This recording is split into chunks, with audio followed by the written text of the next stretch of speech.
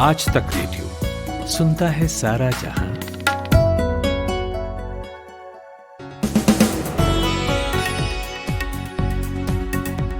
नमस्कार, 2 फरवरी है आज, दिन है मंगलवार और शाम का खबरनामा दिन भर लेकर आ गया हूं मैं अमन गुप्ता। हेल्थ सेक्टर को दिए गए बजट में आंकड़ों की तस्वीर क्या कहती है?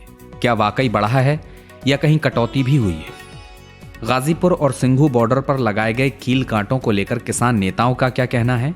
और चक्का जाम करने से आम आदमी को मुश्किल तो होगी ही, तो क्या किसान रणनीति में बदलाव कर रहे हैं? और तीसरी खबर में बात होगी बंगाल में रथ यात्रा निकालने जा रही बीजेपी की तैयारियों की। तो क्या इस बार तृणमूल सरकार इसकी इजाजत देगी? और नहीं देगी तो क्या करेगी बीजेपी? और आखिर में बताएंगे ऐसे बैंक के बारे में जहां आप डिपॉजिट कर सकते हैं अपनी बकरियां। लेकिन फिलहाल हेडलाइंस का वक्त है, लेकर आई हैं श्रुतिका।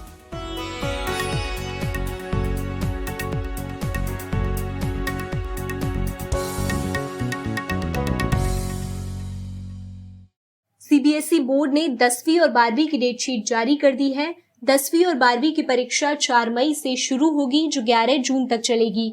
रक्षा मंत्री राजनाथ सिंह ने बेंगलुरु में हिंदुस्तान एरोनॉटिक्स लिमिटेड की तेजस लाइट कॉम्बैट विमान की दूसरी प्रोडक्शन लाइन का उद्घाटन किया। राजधानी दिल्ली में स्थित इजराइल दूतावास के पास बीते दिनों जो धमाका हुआ, उसकी जांच अब एनआईए करेगी। अभी तक इस मामले की जांच दिल्ली पुलिस की स्पेशल सेल कर रही थी। सिंघू बॉर्डर पर पुलिस के साथ बदसलूकी करने के आरोप में गिरफ्तार स्वतंत्र पत्रकार मनदीप पूनिया को आज कोर्ट ने जमानत दे दी। हालांकि उनकी रिहाई अभी नहीं हुई है। आज शाम या कल सुबह तक रिहाई की उम्मीद है। अदालत ने 25,000 रुपए के निजी मुचलके पर यह जमानत दी है। भारत में कोरोना के नए मामलों और इसके कारण होने वाली मौतों में तेजी से गिरावट दर्ज की गई है। पिछले 24 घंटों में कोरोना के 8,635 नए मामले सामने आए हैं, जो कि 2 जून के बाद सबसे कम है, और 94 लोगों की मौत हुई है। साथ ही 13,423 मरीज ठीक हुए हैं। यूपी सरकार इस वर्ष चौरी चौरा की घटना का शताब्दी समारोह मना रही है। पीएम मोदी 4 फरवरी को इस ऐतिहासिक शताब्दी समारोह का वर्चुअल उद्घाटन करेंगे। बता दें कि 1922 में स्वतंत्रता आंदोलन से जुड़े प्रदर्शनकारियों ने चौरी चौरा में पुलिस चौकी में आग लगा दी थी और इस घटना में 22 पुलिसकर्मी मारे गए थे। अमेरिकी व्हाइट हाउस ने कैलिफोर्निया के एक शहर में महात्मा गांधी की प्रतिमा को तोड़े जाने की घटना की निंदा की। हाल ही में उपद्रवियों ने गांधी की उस प्रतिमा को तोड़ा, जिसे 2016 में भारत सरकार ने डेविस शहर को उपहार के रूप में दी थी। और ऑस्ट्रेलियाई दौरे के बीच कलाई की चोट के कारण भारत लौटने वाले भारतीय बल्लेबाज केएल राहुल ने फिटनेस हासिल कर ली है। उन्होंने कहा कि वो इंग्लैंड के खिलाफ घरेलू सीरीज के लिए तैयार हैं।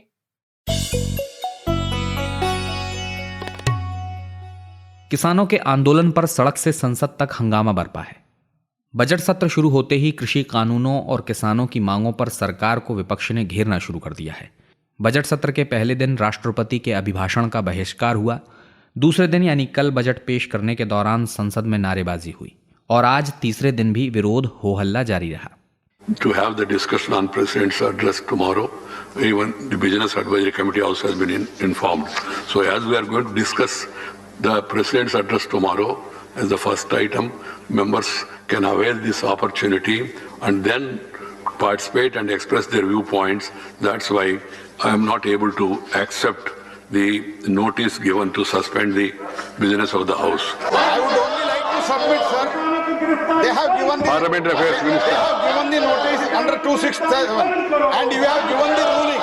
And after walking out. इस हंगामे के बीच विपक्षी सांसद सदन से वॉकआउट कर गए और पहले 10:30 बजे तक, फिर 11:30 बजे तक और फिर 12:30 बजे तक सदन की कार्यवाही स्थगित करनी पड़ी। हालांकि सांसदों के वॉकआउट करने की वजह पहले ये बताई जा रही थी कि सभापति महोदय यानी एम वेंकैया नायडू ने किसानों के मुद्दे पर चर्चा करने को कल पर टाल दिया था। लेकिन बाद में वेंकैया नायडू ने कहा कि ऐसा कहना गलत है और रिकॉर्ड के अनुसार सदन में कृषि कानूनों पर चर्चा हुई और 4 घंटे चर्चा हुई। तो संसद में तो चर्चा हो ही रही थी। दिल्ली हाई कोर्ट में भी किसानों की ट्रैक्टर परेड को लेकर लगाई गई याचिका पर आज सुनवाई होनी थी, लेकिन यहां सुनवाई के लिए याचिकाकर्ता के वकील ही समय से नहीं पहुंचे। 10 मिनट तक उनका इंतजार किया गया और इसके बाद अदालत ने सुनवाई को 4 फरवरी तक टाल दिया है। उधर किसानों को दिल्ली के आसपास बॉर्डर पर डटे हुए 69 दिन हो गए हैं। सरकार और किसान कोई नरम नहीं होना चाहता। भारतीय किसान यूनियन के नेता राकेश टिकैत ने तो आज साफ भी कर दिया है कि आंदोलन अक्टूबर तक चलेगा। हालांकि इस बीच सरकार से बातचीत चलती रहेगी, ये भी उन्होंने कहा है। उनसे मिलने आज संजय राउत समेत 6 शिवसेना सांसद भी पहुंचे और संजय राउत से जिस तरह टिकैत गलबहियां कर रहे थे, उससे अब यह भी साफ हो रहा है कि किसानों के आंदोलन में राजनीतिक रंग भी गाढ़ा होता जा रहा है। और सरकार की शह पर किसानों को रोकने के लिए पुलिस ने जिस तरह गाजीपुर और सिंघू बॉर्डर पर किलेबंदी की है, उसे देखकर ऐसा लगता है मानो तनाव के हालातों में ये दुश्मन राष्ट्र से लगती सीमा का हाल हो। भारी मात्रा में सुरक्षा बल, पुलिस के जवान तैनात किए गए हैं, दीवारें बना दी गई हैं, सड़कें खोदकर कीलें गाड़ दी गई हैं। तस्वीरें आपने देखी ही होंगी। राहुल गांधी ने भी इन तस्वीरों को ट्वीट किया है और लिखा है, भारत सरकार पुल बनाइए, दीवारें नहीं। किसान नेता राकेश टिकैत ये कहते हैं कि पुलिस ने ये कीलें लोगों के रास्ते में लगाई हैं क्योंकि उन्हें तो दिल्ली जाना ही नहीं है।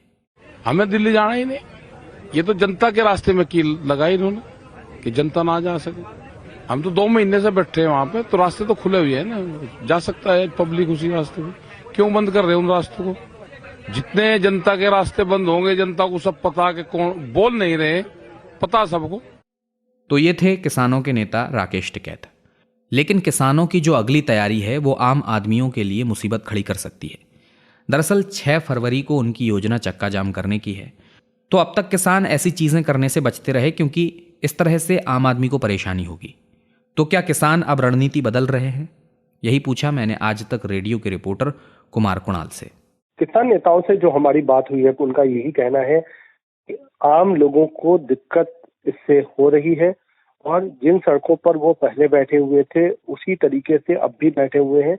इसीलिए जो अतिरिक्त सड़कों को रोका गया है आवाजाही के लिए, वो बिल्कुल गलत है और पुलिस को इस तरीके की कार्रवाई नहीं करनी चाहिए। तो ये किसान नेताओं का कहना है कि जानबूझ करके लोगों को परेशान करने के लिए दिल्ली पुलिस ऐसी कार्रवाई कर रही है। दूसरी तरफ पुलिस का ये कहना है कि चूंकि 26 जनवरी को जिस तरीके से किसानों ने आंदोलन को उग्र रूप दिया और जिस तरीके की हिंसा हुई, इसीलिए पुलिस जो ये कार्रवाई कर रही है वो एहतियातन है और उसी तरीके की कोई और हिंसा आने वाले दिनों में नहीं हो, क्योंकि संसद भी अभी उसका भी सत्र चल रहा है।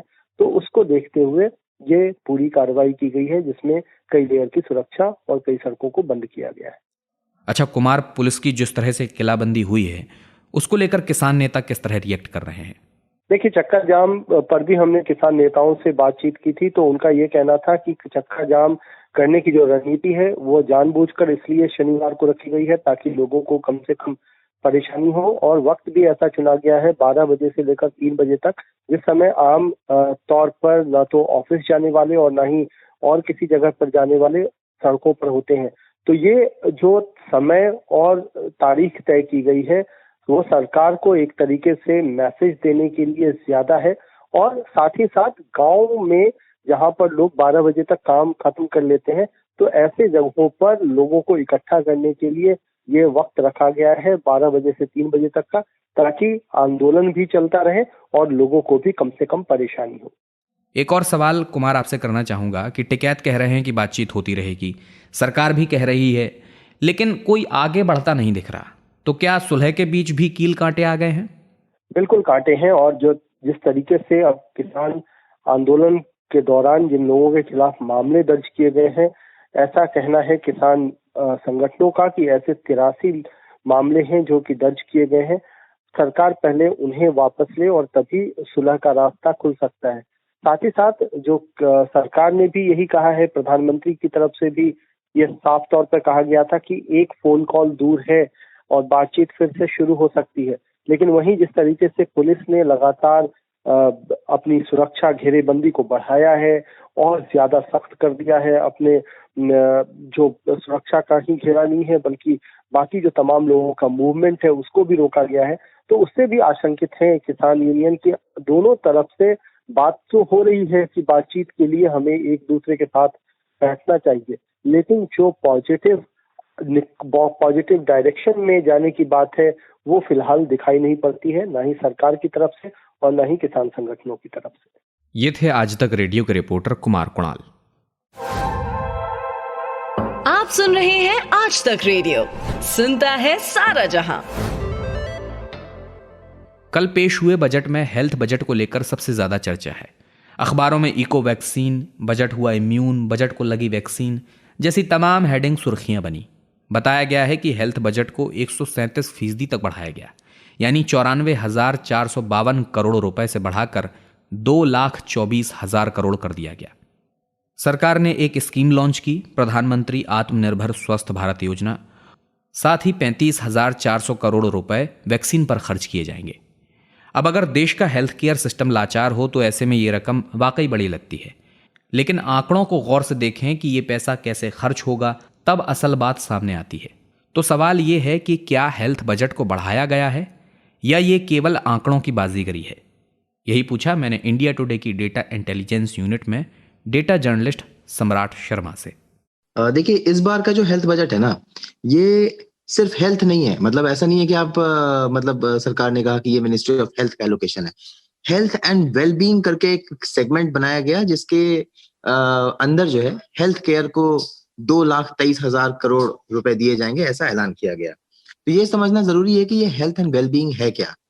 तो इस हेल्थ एंड वेलबींग के अंदर 60,030 करोड़ रुपए का ड्रिंकिंग वाटर एंड सैनिटेशन का भी बजट है, 2,700 करोड़ का न्यूट्रिशन का भी बजट है, 36,022 करोड़ का फाइनेंस कमीशन ग्रांट जो ड्रिंकिंग वाटर और सैनिटेशन के लिए है उसका भी बजट है।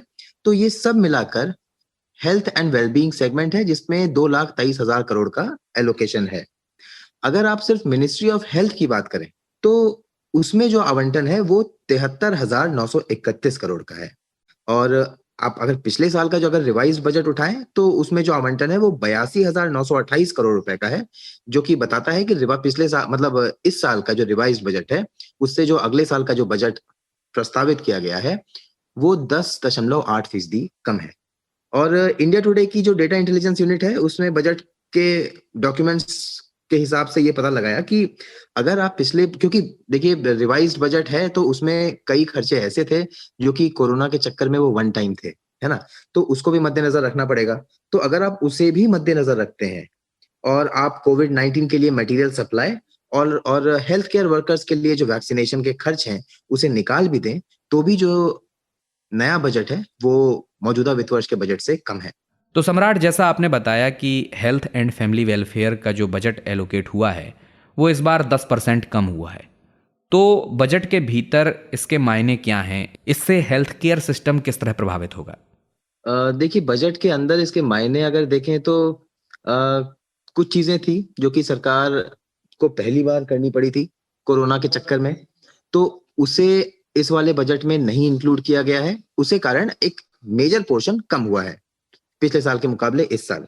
लेकिन इसके मायने क्या है, क्योंकि ये एक अच्छा टाइम था जब भारत के हेल्थ बजट को बूस्ट किया जा सकता था। लेकिन हेल्थ एंड फैमिली वेलफेयर का जो कंडीशन है भारत में, और कोरोना ने जिस तरह का मुहर लगाया है, बताया हमें रेलवेज में आइसोलेशन वार्ड बनाना पड़ा, आनन फानन में हमें पीपी किट्स मंगाने पड़े, तो ये हमारा स्थिति है हेल्थ केयर का।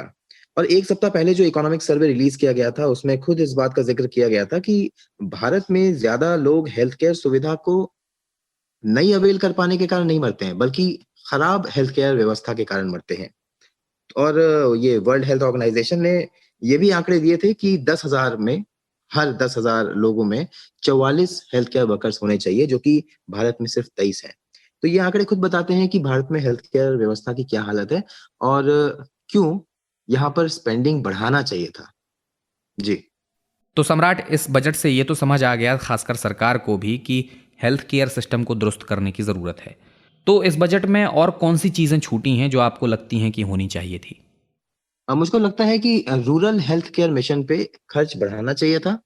और क्योंकि अभी भी इंडिया में maternal death, under 5 mortality rate, ये सब आंकड़े बहुत अप्रिशिएबल नहीं है, इसलिए रूरल हेल्थ केयर मिशन पर इस बार बढ़ाना चाहिए था। क्योंकि आप आत्मनिर्भर भारत के अंतर्गत ले लीजिए, चाहे आप कोरोना महामारी के दौर में ले लीजिए, कि डायरेक्ट बेनिफिट ट्रांसफर जैसे जो भी स्कीम्स गवर्नमेंट ज्यादातर लाई थी वो दूर दराज के इलाकों में लास्ट माइल कनेक्टिविटी के लिए लाया गया था। तो मैं यही कह सकता हूँ कि इस बजट में अगर last mile connectivity health care की अगर बढ़ाई जाती तो वो काफी बेहतर होता। ये थे डेटा जर्नलिस्ट सम्राट शर्मा। मेरे पास ना काम बहुत है और आंखें मेरी हमेशा ऑक्यूपाइड रहती हैं। ऑफिस में स्क्रीन देखो, ड्राइव करते हुए सड़क देखो, फिर घर आकर खाना बनाओ, पर कान मेरे फ्री रहते हैं।